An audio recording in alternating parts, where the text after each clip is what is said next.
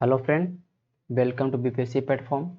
हम आज के इस वीडियो में बात करने वाले हैं directive principle of state policy के बारे में। तो हमने अभी तक फंडामेंटल राइट्स तक हमने ऑलरेडी चर्चा कर लिया है। आर्टिकल नंबर 36 तक हमने पूरी सारी चीज़ों को देख लिया है, सॉरी आर्टिकल नंबर 35 तक। तो आज हम देखने वाले हैं आर्टिकल नंबर 36 से आर्टिकल नंबर 51 तक। तो इस पूरे आर्टिकल को 36 से 51 तक के हम 2 वीडियो में करेंगे। हम इस पार्ट 1 वाले वीडियो में थोड़ा सा डायरेक्टिव प्रिंसिपल ऑफ जो स्टेट पॉलिसी है, राज्य के नीति निषेध तत्व हैं, इनके बारे में थोड़ा सा जानेंगे ये क्या है, और फिर कुछ आर्टिकलों को बारे में हम चर्चा करेंगे। ठीक है, जैसा कि आपके सामने ये माइंड मैप दिखाई दे रहा होगा, तो इस माइंड मैप से हम चीज़ों को तो पढ़ेंगे ही, लेकिन साथ ही साथ हम चीज़ों को पहले थोड़ा सा डिटेल में पढ़ते जाएंगे। और उन चीज़ों को, क्योंकि डीपीएसपी जितना फंडामेंटल एक्ट महत्वपूर्ण था उतना तो ज़्यादा महत्वपूर्ण नहीं बोल सकते हैं इसको, लेकिन फिर भी इससे प्रश्न आते हैं क्योंकि इसमें आर्टिकल जो है 36 से 51 तक है। ठीक है, 15 आर्टिकल हैं, तो कहीं ना कहीं आपको सवाल आ सकते हैं। ठीक है, तो चीज़ों को ध्यान से समझना है, ध्यान से सुनना है, और फिर हम चीज़ों को करेंगे। ओके, हम पूरे चीज़ों को देखेंगे इस माइंड मैप से, और फिर हम चीज़ों को बाद में जो भी आपके साथ पीडीएफ जो इसमें साथ में जो अटैच है उसको आप लोग खुद से राइट डाउन कर लीजिएगा, तो आपके लिए अच्छा होगा। ठीक है, पहला बात हम जानेंगे कि भाई डीपीएसपी क्या है, डीपीएसपी किसे बोलते हैं, डीपीएसपी आखिरकार क्या है, कौन सी चीज़ है ये। तो बात करेंगे हमारे संविधान का भाग 4 part 4 of the Indian constitution, एक चीज लिखा गया है directive principle of state policy. तो directive principle of state policy की अगर बात हम करेंगे तो ये इस तरह का राइट है, ये जैसे कि हमने फंडामेंटल राइट्स को पढ़ा था, तो फंडामेंटल राइट्स में ये बोला था कि स्टेट ये नहीं करेगा, स्टेट वो नहीं करेगा, लेकिन इसमें ये बोल रहा कि राज्य ये करेगा, राज्य वो करेगा। आप देख सकते हो डिफरेंस है। आर्टिकल नंबर अगर हम अगर बात करेंगे भाग 3 का, तो अगर कोई भी फंडामेंटल राइट्स का वायलेशन होता है, फंडामेंटल राइट्स आपको नहीं मिलता है, तो आप कोर्ट में चैलेंज कर सकते हैं, आप बोल सकते हैं कि वो जस्टिसेबल था। लेकिन यही हम बात करेंगे डीपीएसपी का, तो ये जस्टिसेबल नहीं है, ये आपके दिमाग में ये बात होनी चाहिए। अगर इसके अंदर जो भी प्रोविजंस हैं आर्टिकल में 36 से 51 के बीच में, अगर वो आपको नहीं मिलता है तो आप कोर्ट में चैलेंज नहीं कर सकते हैं। इस बात को आप लोग गांठ बांध लीजिए। ठीक है, चलिए ठीक है, तो मैं पहला पॉइंट जो लिखने वाला हूँ, नॉट जस्टिसेबल। क्लियर। और हम बात करेंगे लिया गया कहाँ से, ये बोरो फ्रॉम आयरलैंड, मतलब आयरिश कंस्टिट्यूशन से हमारा लिया गया है ये, और आयरलैंड भी है जो स्पेन से लिया। देख लीजिए कहाँ से कहाँ ट्रांसफर होना चीज़। तो हमने अपने संविधान के अंदर डीपीएसपी को आयरलैंड के कॉन्स्टिट्यूशन से हमने बोरो किया है, और आयरलैंड ने स्पेन से बोरो किया है। ये चीज़ आपको पता होनी चाहिए। एक तरह का डीपीएसपी एक तरह का क्या है, आइडियाज़ हैं, इसके अंदर सारे आइडियाज़ हैं जिसको स्टेट को हमेशा माइंड में रखना चाहिए जब कोई पॉलिसी बनाए। ठीक है, शुड कीप इन माइंड। ठीक है, ये इसके अंदर सर विचार हैं कि जब भी राज्य कोई नीति बनाए, क्योंकि लिखा हुआ प्रिंसिपल ऑफ स्टेट पॉलिसी, जब भी कोई नीति बनाए तो ये निर्देश देता है इसके अंदर कि आप इन चीज़ों को ध्यान में रखते हुए बनाइए। हाँ, अगर आप नहीं बनाइएगा तो कोई चैलेंज नहीं कर सकता, ये भी चीज़ें हैं, जरूरी नहीं है, लेकिन राज्य का ये कर्तव्य है कि वैसा काम करे तो लोगों का कल्याण हो। ठीक है, इसमें कॉन्सेप्ट है किस चीज़ का, वेलफेयर स्टेट का। वेलफेयर स्टेट मतलब कल्याणकारी राज्य बनाने की बात की गई इसमें, कंसेप्ट ऑफ वेलफेयर स्टेट। ठीक है, तो इसमें चीजें थे। इसकी अगर हम बात करेंगे तो हमारे प्रस्तावना प्रियम्बल के अंदर अगर हम बात करते हैं तो 3 तरह के बात करते हैं, एक इकोनॉमिकल, सोशल एंड पॉलिटिकल। ये 3 तरह के अगर हम बात करेंगे, इन 3 तरह के डेमोक्रेसी की बात की गई है, और इन तीनों प्रियम्बल के अंदर इन तीनों डेमोक्रेसी की बात की है, और इन तीनों डेमोक्रेसी को भाग 3 और भाग 4, इंडियन कॉन्स्टिट्यूशन का भाग 3 और भाग 4, इन तीनों चीजों को पूरा करता है, इन तीनों डेमोक्रेसी की बात करता है। आप लोग चीज़ों को समझ रहे होंगे। तो अगर हम बात करेंगे हम अपने इस directive principle of state policy में, तो इन तीनों डेमोक्रेसी की बात है, सामाजिक लोकतंत्र की बात, आर्थिक लोकतंत्र की बात, राजनीतिक लोकतंत्र की बात, इन सारे इनके जो प्रोविजन जो हैं, इनसे सारी चीज़ें ये क्लियर हो पाता है। ठीक है, तो चीज़ों को आपको ध्यान से समझना है, बस ये सारी चीज़ आपको दिमाग में घुस जाएगा, ऐसा कोई भी इसमें ऐसा चीज़ नहीं है कि आपको नहीं आता। ठीक है, ये था थोड़ा सा इसके पीछे जो थ्योरी था, मैंने उसको बता दिया कि नॉन जस्टिसेबल सबसे बड़ा बात ये है, ये आपको इसको माइंड में रखना है, फंडामेंटल राइट्स के जस्ट अपोजिट है, ये चीज़ आपको ध्यान रखना। ठीक है, फंडामेंटल राइट्स आपको छीनाता है तो आप लेने के लिए कुछ भी कर सकते हैं कि हमको चाहिए तो चाहिए, लेकिन ऐसा इसमें नहीं है, आपको नहीं भी मिलेगा तो आपको बर्दाश्त करना पड़ेगा। ठीक है, जब भी अगर हम बात करेंगे तो डायरेक्टिव प्रिंसिपल ऑफ जो स्टेट पॉलिसी है उसे 3 तरह से बांट के बताया गया। हालांकि हमारे जो कॉन्स्टिट्यूशन है, उसमें उसमें अगर हम बात करेंगे तो उसमें 3 तरह से नहीं बांटा गया, लेकिन हम 3 तरह से बांट के पढ़ते हैं। इनके जो प्रिंसिपल, इनके जो जो अनुच्छेद है, उनको हमने 3 भाग में बांट दिया, Gandhian, socialist and liberal intellectual. क्यों 3 तरह बांटा? कि कुछ ना कुछ जिसमें जो आर्टिकल्स हैं ये गांधी के विचारों से मिलते हैं, कुछ सामाजिक विचारों से मिलते हैं और कुछ उदारवादी विचारों से मिलते हैं। तो हमने इन चीज़ों को 3 तरह से भाग में पढ़ते हैं हमेशा, और हम सारे चीज़ों को ध्यान से पढ़ेंगे और सारे चीज़ आपके दिमाग में आ जाएगा। ठीक है, तो परेशान होना नहीं है। ठीक है, हमको अगर आपको हम एक चीज़ बता दें कि हमारा जब, मैं एक चीज़ छोड़ दिया हूँ, इस चीज़ को मैं थोड़ा सा बता देता हूँ। ठीक है, चलिए, कि भारत शासन अधिनियम, government of India act 1935, Bharat शासन अधिनियम 1935 जो आया था, तो इसमें एक पॉइंट था, instrument of instruction,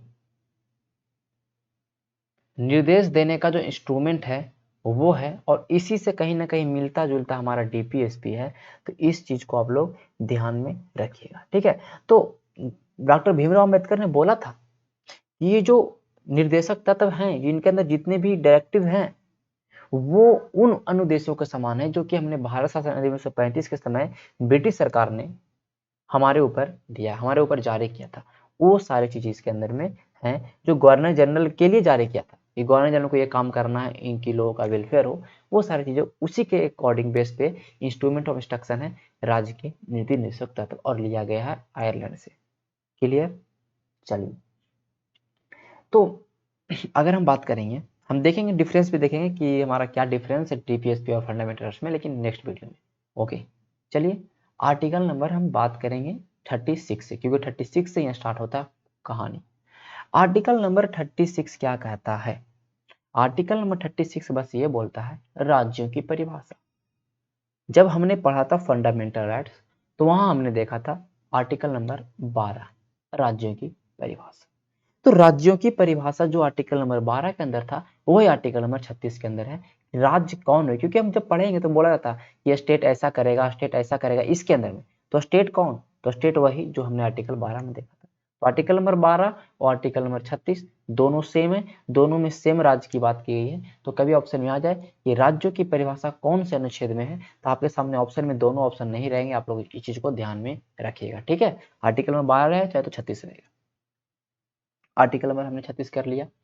article number 37 क्या बोलता है? आर्टिकल नंबर 37 की अगर बात करेंगे तो आर्टिकल नंबर 37 में ये बताता है कि जो आप डीपीएसपी के बारे में पढ़ने जा रहे हैं ना, वो क्या है? नॉन जस्टिसेबल है, उसे आप कोर्ट में चैलेंज नहीं कर सकते हैं, वो न्यायोचित नहीं। मैंने कहने का मतलब ये हुआ कि वो चैलेंज नहीं करने लायक है। नॉन जस्टिसेबल मतलब समझ सकते हैं कि उसको आप चैलेंज नहीं कर सकते। अगर आपको नहीं मिल रहा है इसके अंदर जो भी प्रोविजन है, तो आप केस नहीं कर सकते, कोर्ट में नहीं आ सकते। आर्टिकल नंबर 37 ये बात आपको सुनिश्चित करता है। और आर्टिकल नंबर 37 ये भी कहता है कि राज्य का कर्तव्य है कि वो जब भी लॉ बनाए तो इन चीज़ों को ध्यान में रखे कि एक लोक कल्याणकारी राज्य की स्थापना हो सके। आर्टिकल नंबर 37 आप समझ सकते हो कि अनुसरण करने की बात कहता है, जो भी चीज़ें इसके अंदर में है उन चीज़ों के बारे में बात करता है। ये 2 आर्टिकल थे। अब हम पढ़ेंगे आर्टिकल नंबर 38 से, जो कि हमें बांट के पढ़ लेते हैं। तो आर्टिकल नंबर 38 की अगर बात करेंगे तो हम देखेंगे पहले सोशलिस्ट। क्या देखने वाले हैं हम? सोशलिस्ट, समाजवादी। जो समाजवादी की बात करते हैं कि कैसे 3 पार्ट में हमने बांटा है, तो समाजवादी जो विचारधारा के जो आर्टिकल, जो अनुच्छेद हैं, उनको देखेंगे तो उसमें सबसे पहला आर्टिकल आता है आर्टिकल नंबर 38। मतलब कहने का ना, जो इसके अंदर जो भी आर्टिकल आएंगे 38, 39, 39 का ए, 41, 42, 43, 43 का ए, ये सारे बात करेंगे आपको किस चीज का? तो समाजवादी चीज के बारे में बात करेंगे। 38 आर्टिकल नंबर 38 क्या कहता है कि लोगों का कल्याण हो, welfare wise social order, justice, social को कैसा जस्टिस? तो social justice, economical justice and political justice and minimum inequalities. कह रहा है भाई कि जितना कम से कम असमानताएं उत्पन्न हो, इन चीजों को राज करे, राज लोक कल्याण में अभिवृद्धि करे, सामाजिक व्यवस्था को बनाए। कह रहा है कि ना वेलफेयर करे, सामाजिक व्यवस्था को बनाइए और कम असमानताएं उत्पन्न हो, इन सारे चीजों ऐसे चीज काम करना है। आर्टिकल नंबर 38 के अंदर ये चीजें बोल रहा है राज्य को कि राज्य ऐसा काम करो, आप ऐसा पॉलिसी बनाओ कि जो असमानताएं हैं लोगों के बीच में वो कम हो। क्या हो?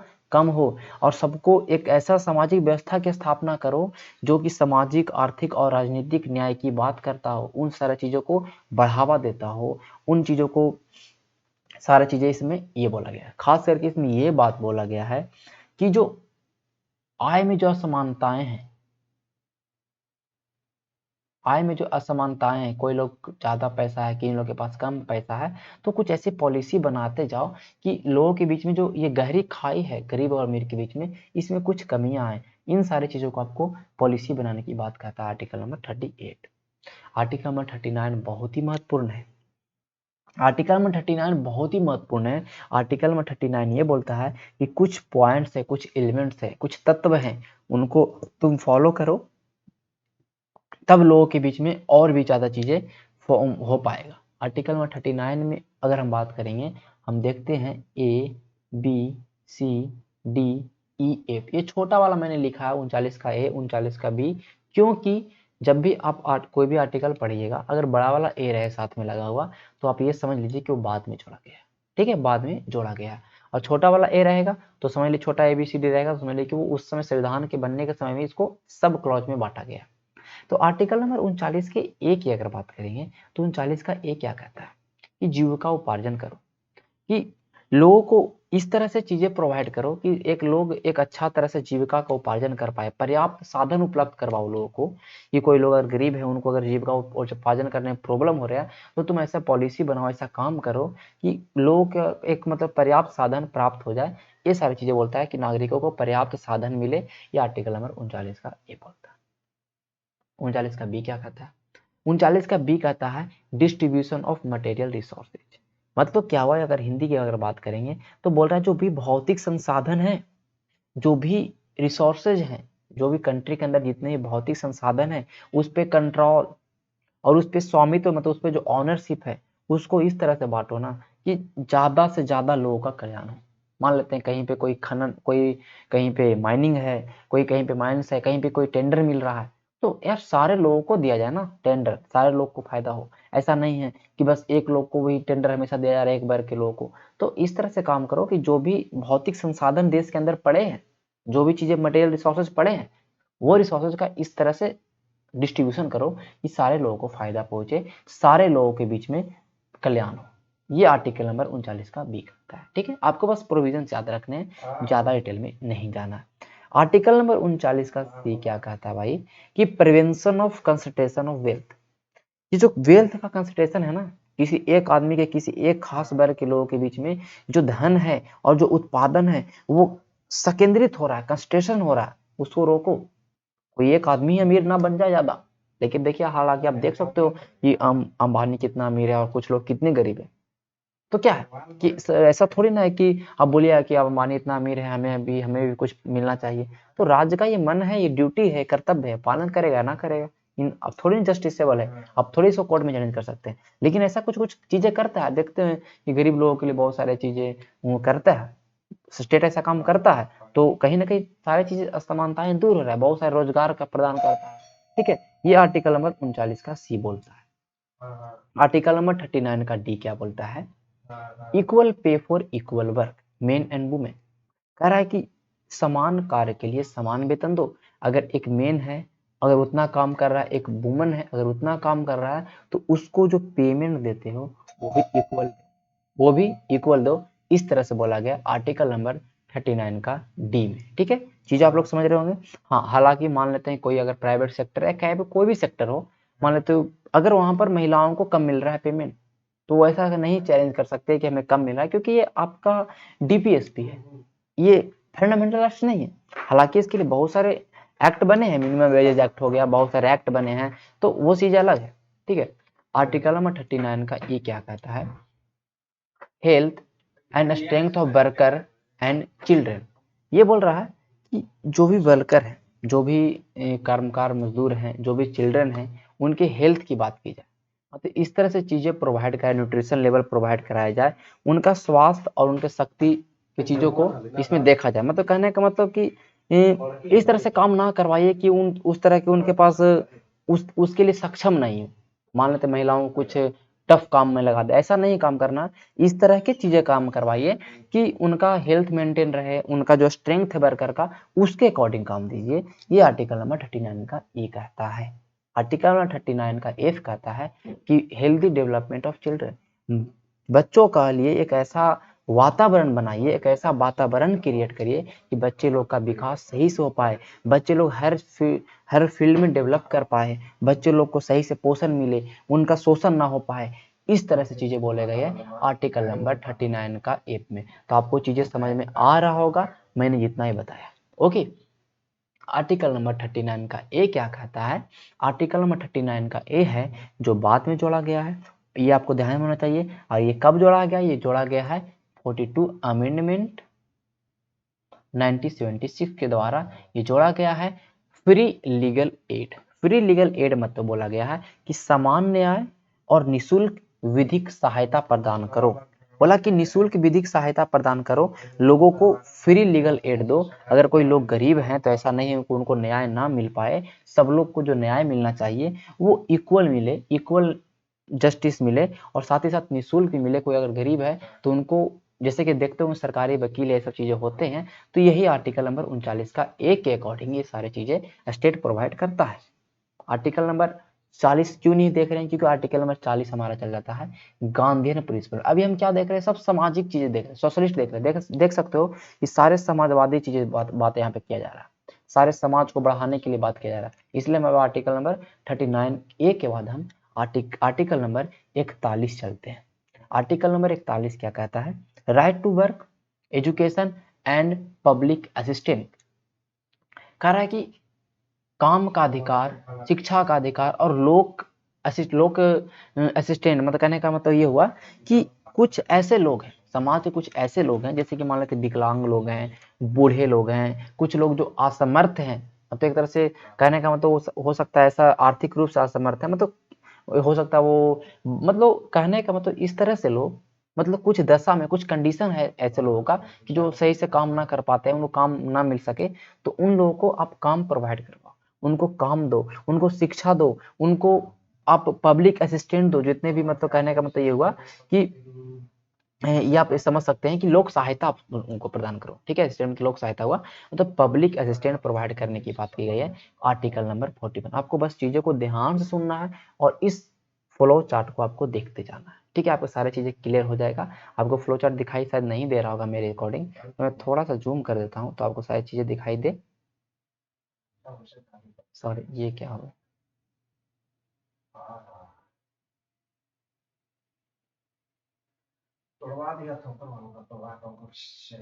चलिए चलिए ठीक है। अब देखिए, अब मैं बताने वाला हूं आपको। तो आर्टिकल नंबर 42 क्या बोलते हैं। आर्टिकल नंबर 41 तो मैंने बता दिया कि काम देना है, जो भी लोग हैं इस तरह से उनको एजुकेशन प्रदान करना है, उनको पब्लिक असिस्टेंट की प्रदान करना है। अब आर्टिकल नंबर अगर हम बात करेंगे, आर्टिकल नंबर 42, आर्टिकल नंबर 42 क्या कहता है, आर्टिकल नंबर 42 ये कहता है कि just human condition for work and maternity relief. मतलब क्या हुआ कि जो आपने काम दिया है 41 के अंदर, 41 के अंदर ही नहीं, मतलब मैं ये बता रहा हूँ ट्रिकली, एक तरह समझिए कि 41 के अंदर काम दिया गया, तो 42 के अंदर ये बोलता है कि ह्यूमन कंडीशन वाला काम करवाओ, काम ऐसा कराओ जो मानवोचित हो। मानव को करने लायक काम हो, ऐसा नहीं कि जानवर वाला जैसा काम करवा रहे हैं, अब लोगों से बैलगाड़ी खिंचवा रहे हैं लोगों से, तो इस तरह का काम नहीं, काम तुम दो लेकिन इस तरह के काम दो जो ह्यूमन कंडीशन का हो, मानवोचित हो। साथ ही साथ मैटरनिटी रिलीफ, जो प्रसूति सहायता है ना, वो यहीं पे जो महिलाओं को मिलता है प्रसूति सहायता, वो यही आर्टिकल नंबर 42 के अंदर बोला गया है। ये चीजों को आपको समझना है। आर्टिकल नंबर 42 के अंदर में ये चीज बोला गया है। आर्टिकल नंबर 43 क्या कहता है कि living wage, decent standard of life, social and cultural opportunity. 43 में ये कहता है कि आपने काम दिया, काम अपने मनोचित दिया, कोई बात नहीं। आर्टिकल 43 ये कहता है कि जो आप इस तरह से पेमेंट दीजिए, पेमेंट दो, ऐसा काम दो जिससे कि उनका सही से एक decent standard of life maintain कर पाए, वो सही से अपना जीवन का निर्वाह कर पाए। उनको पैसा इतना दीजिए कि वो इस तरह से काम अपना समाज में जी पाए, अपना सोशल और कल्चरल अपॉर्चुनिटी को ग्रैप्स कर पाए, ऐसा बोलता है आर्टिकल नंबर 43। आर्टिकल नंबर 43 का ए है जो बाद में जोड़ा गया, इसमें यह कहता है कि जो भी वर्कर हैं, जो भी कोई भी फील्ड हो, कोई भी ऑर्गेनाइजेशन हो, वहाँ पे जो भी वर्कर हैं उनको भाग देने, कहने का मतलब उसको अपॉर्चुनिटी प्रदान किया जाए कि वो उनके मैनेजमेंट में भाग ले। जो इंडस्ट्री है, वो इंडस्ट्री के प्रबंधन में भाग ले, उसको ऐसा पोस्ट पे बैठाया जाए, या कोई भी इंडस्ट्री के अंदर कोई भी ऐसा चेंज आने वाला है तो उसको भी उससे पूछा जाए, उसको भी उसमें मौका दिया जाए कि उसका अपना ओपिनियन रखे। इस तरह के मतलब कि participation of worker in the management of industry, ये चीजें बोला गया आर्टिकल नंबर 43 के ए में। ठीक है, उद्योगों के प्रबंधन में कर्मकारों का भाग लेना, ये आर्टिकल नंबर 43 का ए बोला गया। आगे आपका इस स्लाइड्स में आपका हिंदी भी लिखा गया तो आप वहां से देख सकते हो, लेकिन आपको चीजों को समझना है। आर्टिकल नंबर 43 का ए ये बोलता है। ठीक है, अब हम बात करने वाले हैं आर्टिकल नंबर 40। अब हम देखेंगे गांधीयन प्रिंसिपल क्या है। गांधी के जो विचारों को, जिस आर्टिकल को कैटेगराइज किया गया गांधी के विचारों के बेस पे, वो आर्टिकल नंबर 40, 43, 43, 46, 47 देख सकते हो। आर्टिकल नंबर 1, 2, 3, 4 आर्टिकल है। ठीक है, आर्टिकल 40 क्या कहता है? आर्टिकल 40 कहता है भाई कि ग्राम पंचायतों का गठन करो, विलेज पंचायत ऑर्गेनाइज करो, और उनको इतना ऑथोरिटी दो, जो विलेज पंचायत बना रहे हो ना, इसको पावर भी दो, इनको ऑथोरिटी प्रदान करो कि एक तरह से सेल्फ गवर्नमेंट की तरह काम कर पाए, वो एक तरह से इंडिपेंडेंट, का मतलब ये हुआ कि स्वायत्त सरकार की तरह वो काम कर पाए, उनको इतना पावर दो। ग्राम पंचायतों का गठन करो। तो आपको पता हो गांधी जी को गांव से लगाव भी था, और उनका ये था कि उनका ये चीज था कि जो भी विकास हो वो गांव से हो, कोई भी चीजें गांव से विकास हो, तो ये कहीं ना कहीं गांधी जी के विचारों का है। आर्टिकल नंबर 43 क्या कहता है? आर्टिकल नंबर 43 ये कहता है भैया, सॉरी 43 तो मैंने करवा दिया ना। हाँ, आर्टिकल 43 में ही एक चीज है कि कॉटेज इंडस्ट्री। ठीक है, यहाँ पे 43 मैंने यहाँ पे लिखा था। ठीक है, तो आर्टिकल नंबर 43 की अगर बात करेंगे तो आर्टिकल 43 का ए, यहाँ पे आर्टिकल 43 का ए हमने देखा था कि वर्कर को मैनेजमेंट में दिया जाए। तो आर्टिकल 43 का बी क्या कहता है, अब देखिए ध्यान रखिए। ठीक है, आर्टिकल 43 का बी, कोऑपरेटिव सोसाइटी। ठीक है, तो आर्टिकल 43 के अंदर ये तो था ही कि लोगों को समान, मतलब एक तरह से इस तरह से पेमेंट प्रदान करो, इस तरह से उनको पैसा दो, मजदूरी दो कि वो एक स्टैंडर्ड मेंटेन कर पाए। साथ ही साथ 43 के अंदर ये बोला गया है ना कि लघु कुटीर जो उद्योग है उसको प्रमोट करो। गांव के अंदर जो भी छोटे छोटे उद्योग होते हैं उनको प्रमोट करवाया जाए। राज्य का ऐसा काम है, राज्य ऐसा काम करे। ठीक है, जैसे कि आपने अभी देखा होगा स्फूर्ति योजना आई है। स्फूर्ति योजना में क्या है? स्फूर्ति योजना में है कि जो भी छोटे छोटे मीडियम, करने का मतलब जो रोजगार है, जो इंडस्ट्री है, उनको प्रमोट किया जाएगा, उनको टेक्नोलॉजी दिया जाएगा। तो कहीं ना कहीं ये कॉर्पोरेट बात वही कर रहा है, स्टेट वही काम कर रहा है ना। पॉलिसी लाया, स्फूर्ति योजना लाया, किसके लिए? कि जो कॉटेज इंडस्ट्री है, जो छोटे छोटे कुटीर उद्योग है, वो आगे बढ़ पाए। तो आर्टिकल 43 बड़ा आर्टिकल है, उसमें अंदर ये भी चीज लिखा, सब में ये भी चीज लिखा, तो इसलिए मैंने यहाँ पे सोशलिस्ट में भी डाल दिया गया इस पॉइंट को, और 43 में उसके कुछ पॉइंट को 43 के अंदर में यहाँ डालेगा। 43 को पूरी समझो कि 43 में क्या क्या बोला है कि निर्वाह मजदूरी बोला गया है, कुटीर उद्योग बोला गया है 43 के अंदर में। ठीक है, ये चीज ध्यान में रखना। ठीक है, 43 का ए तो हमने देख लिया कि वर्कर को पार्टिसिपेट करने तो मैनेजमेंट में। 43 का बी कहता है कि कोऑपरेटिव सोसाइटी जो होता है, जो सहकारी समिति होता है, आपने देखा होगा कि सहकारी समिति आपका जीविका चल रहा है, बहुत सारा गांव में एक ग्रुप चलता है महिलाओं का, तो वो सब कोऑपरेटिव सोसाइटी के अंदर में आता है। तो 43 का बी बोलता है कि कोऑपरेटिव सोसाइटियों का प्रबंधन करिए, उनका कंट्रोल करिए, रेगुलेशन करिए, ये आर्टिकल नंबर 43 का बी कहता है। ठीक है, चीजें आप लोगों को समझ में आ रहा होगा। आर्टिकल नंबर 46 क्या कहता है भाई? आर्टिकल नंबर 46 ये कहता है कि जो भी SC/ST के लोग हैं, जो और भी other weaker section of the society हैं, उनको उनके कहने का मतलब उनको इस तरह से चीजें प्रोवाइड करो, वो वीकर सेक्शन ऑफ सोसाइटी है तो उनके एजुकेशन के मतलब ये हुआ, मतलब सोशियो आप कह सकते हैं, मैं यहाँ पे लिख देता हूँ, एजुकेशनल एंड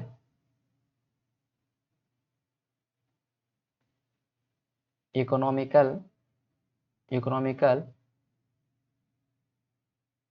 चीज़ें प्रोवाइड किया जाए, उनको शिक्षा दिया जाए, उनको मतलब अलग अलग चीज़ें आप बना सकते हैं इनके लिए। जैसे कि मैंने आर्टिकल नंबर 46 के अकॉर्डिंग ही मैंने बताया था आपको फंडामेंटल राइट्स।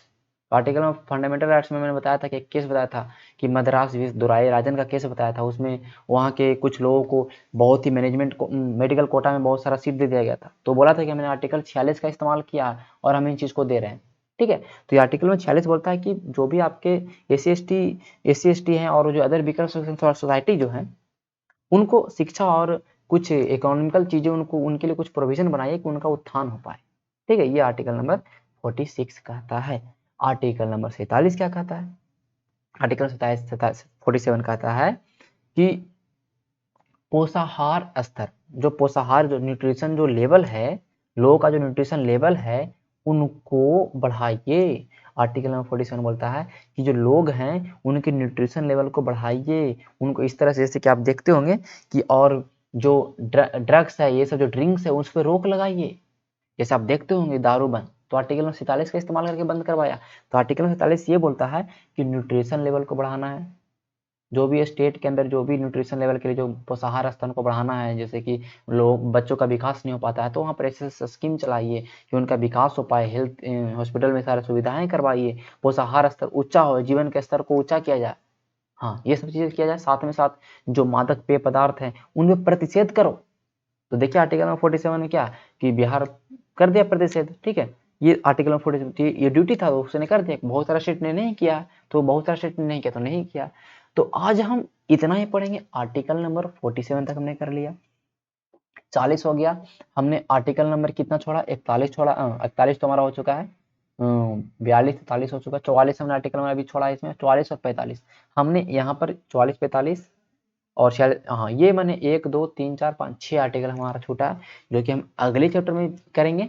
और अब एक और हम 36 से लेके 51 तक सारे आर्टिकल को हम लोग याद कर लेंगे 2 मिनट के अंदर, जब नेक्स्ट सेशन में। ठीक है, तो आप देख सकते हो ये डीपी गांधी ने प्रिंसिपल था, इसका आप लोग स्क्रीनशॉट ले लीजिएगा तो आपको सारी चीज याद हो जाएगा कि आर्टिकल नंबर गांधी के जो प्रिंसिपल आर्टिकल नंबर 40 है, 43 है, 46 है, 47 है, 48 में क्या क्या चीजें हैं। ठीक है, ये सारे हैं आर्टिकल नंबर 48 के अंदर। ठीक है, देखिए आर्टिकल नंबर 48 यहाँ पे नहीं डाले हैं, सॉरी, यहाँ पे मैंने मिस्टेक कर दिया हूँ, कोई बात नहीं। चलिए चीज़ों को आप लोग समझिएगा, मैं इसको मैं फिर से करवा दूंगा। तो आर्टिकल नंबर 48 के अंदर में क्या है?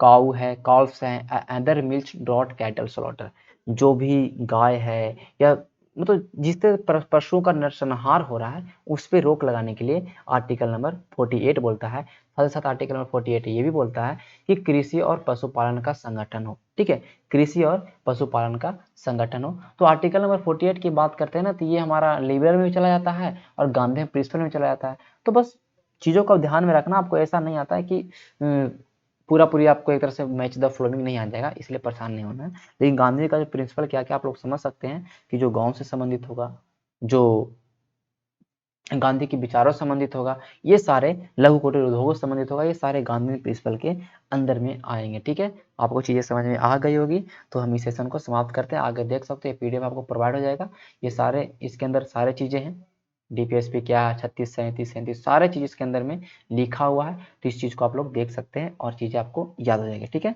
तो इसका पीडीएफ आपको हमारे ऐप पे आपको मिल जाएगा, तो आप वहां से डाउनलोड करके पढ़ सकते हैं। चलिए, धन्यवाद। सेशन को हम समाप्त करते हैं।